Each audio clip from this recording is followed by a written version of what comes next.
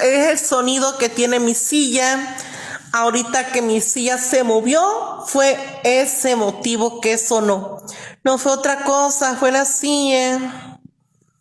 Fue la silla nada más. Así es, tengo el intestino suelto. ¿Y qué te sorprende? ¿Qué te impacta?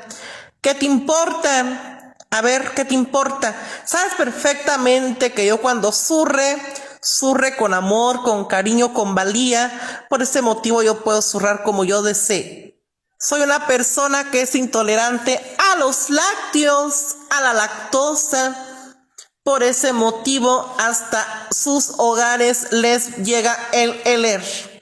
Es un oler a roces de aromaterapia, un olor agradable, un olor único, un olor auténtico, un olor que es capaz de todo.